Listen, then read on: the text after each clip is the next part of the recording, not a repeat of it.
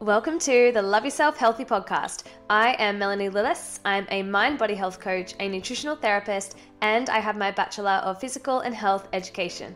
Throughout this podcast, we are going to be diving into the realm of eating psychology, body image, self-love, and creating a healthy and happy mind. I cannot wait to share my knowledge with you in hope that it will positively influence your life.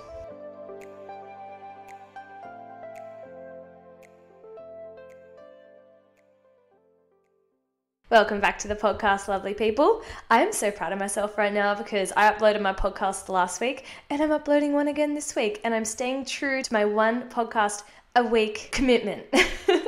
I just let little things get in my way, and I know that I don't get paid to make a podcast, so it's not like I have to upload one every week, but I really want to, because not only do I know that I'm helping people out there in the world who are suffering, but also the more that I upload podcasts, the more that my mind is constantly thinking about what can I speak about, what different things can I research, and I literally spend all of my time in the car listening to podcasts, running, listening to podcasts, at the gym, listening to podcasts, and it's always self-love or meditation or law of attraction, whatever it is, or self-development.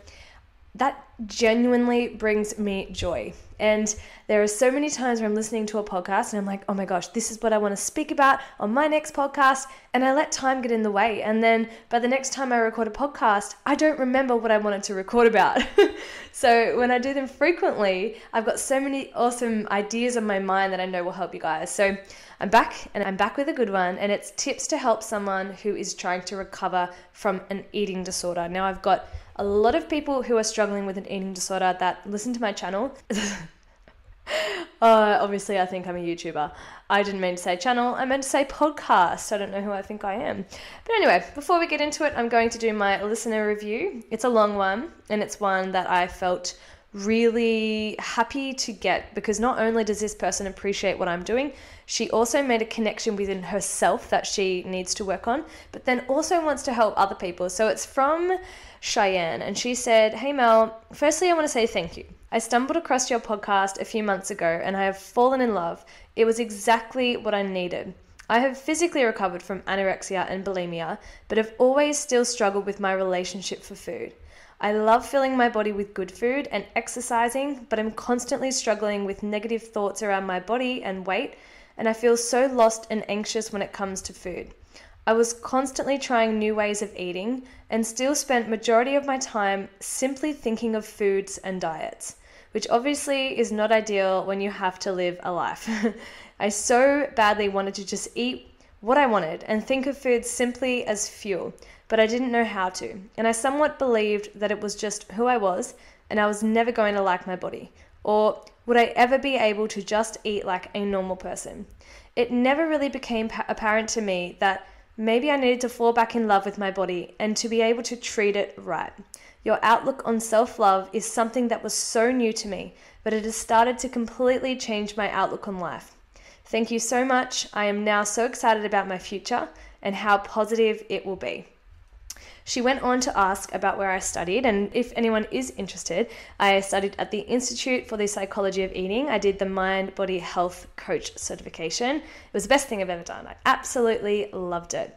And she finished off by saying, "I just feel like self-love is a piece to the puzzle that is missing when it comes to many eating disorder recovery programs, and even just general everyday life these days." And she is so right. I know a couple of people that are currently going to psychologists about their eating disorder, and I couldn't speak any more highly about a psychologist. They are so important. But what interests me is that the psychologists are not giving them any self-love practices or any type of practices to do around that, and they're solely focusing on food. And that's really interesting to me, coming from a psychology point of view.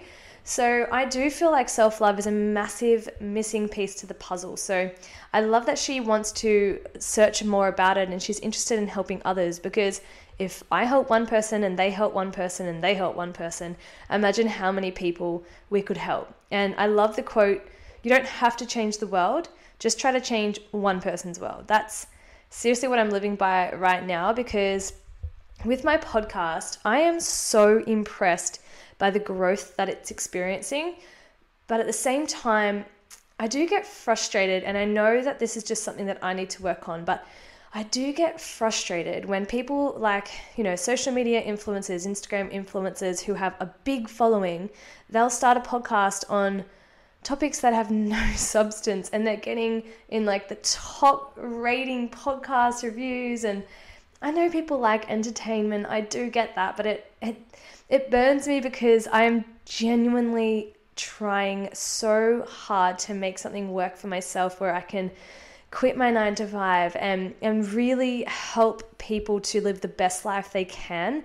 And just because I don't have a big social media following, it's really hard to get there. So if you do enjoy my podcast, please give it a review and please follow me on my Instagram, which is BearXBrave, because you can hear in all my podcasts how passionate I am about helping others. And if this could one day be my full-time job, like I will come back to this podcast and I will replay it and be like, yeah, I did it. It's something that I'm trying to manifest and create for myself right now. So I guess I just need support. So any support would be great.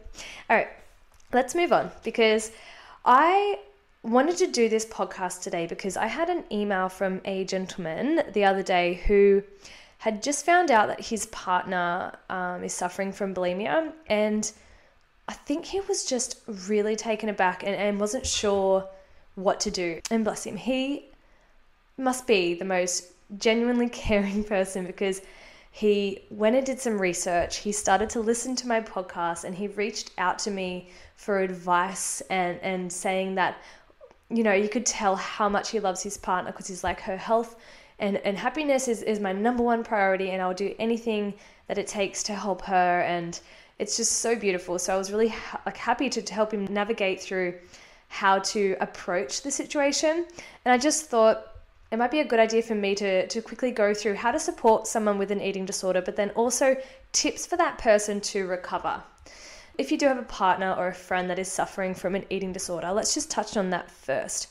Just know that an eating disorder is an extremely personal experience, and it is usually a sign for a suppressed emotion or an issue in their life that they have not yet dealt with. So if they've gone through any type of trauma in their childhood or just had a really hard upbringing, if they are living a life where they are not speaking their truth, if they are in a job that creates massive amounts of stress, maybe they are just feeling super out of control, or on the flip side, they're in too tight control in one area of their life, then things like eating disorders can manifest. An eating disorder is always a symptom that there is somewhere where you need to focus your energy on. It is never the issue. Like, of course, it's the issue, but you can't just treat the eating disorder by saying eat more, or just don't throw up, or stop eating so much food. It's not as simple as that. It is always a divine message. It is always a symptom for somewhere in their life that they are not focusing their attention on. So the biggest thing for you, if you are the friend, the partner, the husband, whoever you are, that is dealing with or trying to help someone who is suffering, is to be understanding. You are not going to fix them. Yeah, they don't need you to fix them. They need to feel safe. They need someone who is understanding, is going to be an ear to listen to their problems if they feel like opening up. They need someone who is going to be non-judgmental when it comes to listening, and someone who's not going to be pushy, because when you push someone to try and recover, then it's not happening naturally. So they need to let it happen naturally. They need to do the work themselves. No one else can do it for them. And you also need to make sure that they feel really safe. They need to have a space that they're in that feels in control and calm and comforting. So just being that person that's there, being that person that's the brick for them. And that can be really hard for people because we all have our own issues. And sometimes you need to be selfless, especially if another person's issues are something as severe as an eating disorder, because that is a big health issue. So you need to make sure that you are understanding and that you are being gentle and kind and not too pushy, and creating a space where they feel protected and safe. Now, if you are someone who is suffering from an eating disorder, I'm going to go through some quick tips to help you recover. My first one is probably going to be an obvious one, and it's to seek help. I can't tell you enough how much seeking help is going to fast track your recovery process, because unless you're in tune with your body's wisdom and you understand exactly where the issue is coming from and stemming from, and you know the practices that you can put in place to help yourself, then it's going to be really, really hard to recover if you don't know all of that. So going to seek professional help, getting their ideas, getting their tips, and knowing, okay, where do I start is a really, really good idea.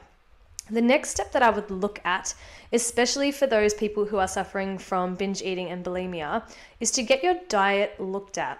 If your diet is really unbalanced, so you don't have a good balance of your macronutrients, you may be deficient in a certain nutrient or a macro group that is causing you to have major food cravings. So I would suggest going to a nutritionist or a dietitian and being like, hey, do you mind just looking at my diet? Because it may be a simple fix. And a lot of the time, it's not the case. But for people who tend to overeat or binge eat, it could be that you're lacking in a main macronutrient. So those people who are afraid of carbs, if you deprive yourself of carbohydrates, it's going to cause intense cravings. And the longer you don't allow yourself to have those foods, you're probably going to overeat, and it may turn into a binge, and then you might feel guilty, and then you might purge the food up. So I would start by getting your diet looked at and making sure that everything on there is good to go.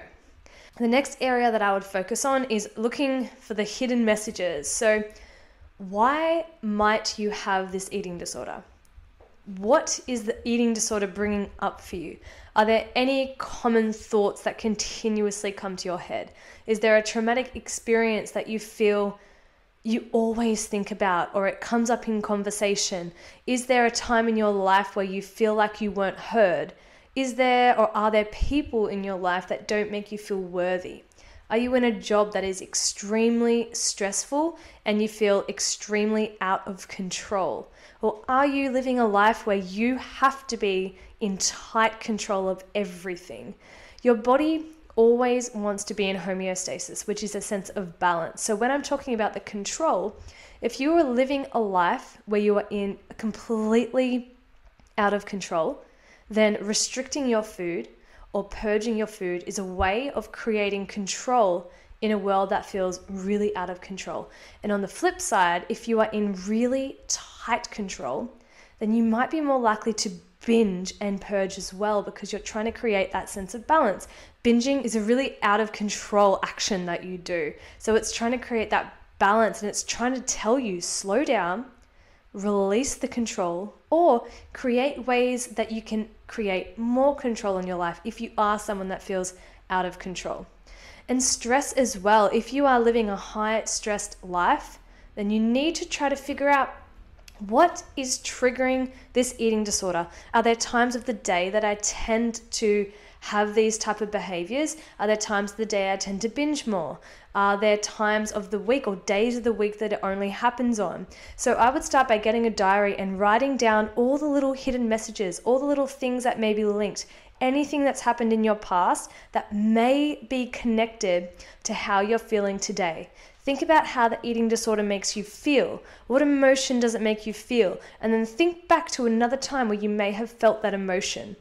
Okay, so trying to figure out any of the hidden messages to why might I be feeling this? And once you've figured it out, if you are able to figure it out, then you need to write down little ways and little steps that you might be able to overcome them.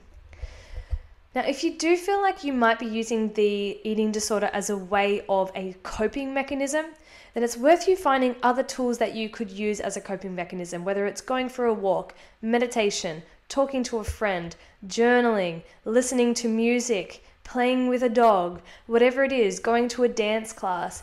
Find different ways or different activities that you could do as a coping mechanism so that you don't resort back to the eating disorder. Because even if the eating disorder is being triggered from a traumatic experience you had as a kid, you might still be using the eating disorder as a coping mechanism in this day and age. So if you have a really stressful job, then when you come home, you feel like you just want to binge yourself with some food, yeah? If you are having a fight with your partner, or if you're not feeling worthy, then you might be using this eating disorder as a coping mechanism instead of dealing with the actual issues. The next tip I would tell you is to talk through your feelings. Whoever it's with, whoever you feel comfortable with. When we suppress emotions, they will always manifest at some other time in your life. So talk through your emotions or write down your emotions and write them down in that split second. Keep a journal in your bag. As soon as you feel crap, pull it out, write the emotion down, and then release it from your mind. Don't let it dwell. Don't let it sit inside you internally, and don't push it down. Another tip is to voice your opinion. Don't suppress your true voice. You need to feel like you're able to express yourself in any way that feels comforting to you and any way that feels natural to you. I see this a lot between children and parents. And when I say children, you can be of any age. You can be an adult, you can be a small child, but the relationship between parent and child, there is a lot of internaling what you really want to say. And sometimes it happens in relationships as well. And when we internalize and we don't voice the opinion or we don't express how we're actually feeling, again, it gets suppressed, and then that might manifest through an eating disorder. I remember listening to a session with a guy who was gay, and he wasn't able to be his true self his whole life because he didn't feel like he was going to be accepted if he came out. And he manifested a pretty severe eating disorder. And no one understood why, and he didn't understand why until he made the connection that he wasn't being his true, authentic self.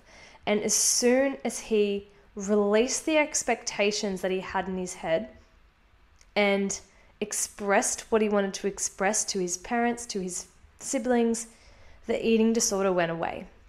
There is something to be said about living our true selves and voicing how we really feel. It is so powerful and something that I feel like a lot of us do not do. The next thing is to follow your passions and to follow your intuition. If you are in a job or if you're doing something that you know isn't your passion and that makes you unhappy, then think of ways that you can recreate your future. You don't have to do the typical 9 to 5. Find what you're passionate about, and if it is a normal 9 to 5, then that is amazing, but you need to make sure that it's really going to serve you within. And you need to think and follow your intuition. What is it that you want? What is it that you want to achieve? And if you don't know, then it's about sitting down and assessing what is it that you really want in life. When you get to your deathbed, what do you want to be proud of? What do you want to have achieved? All of these things create purpose in life, and they create direction, and they create a sense of accomplishment because you know this is what I'm working towards and this is who I want to be. So then every decision that you make from then should be in alignment with trying to achieve that end goal. Now, the last thing that I want to talk about is putting yourself first. So when I was suffering from an eating disorder,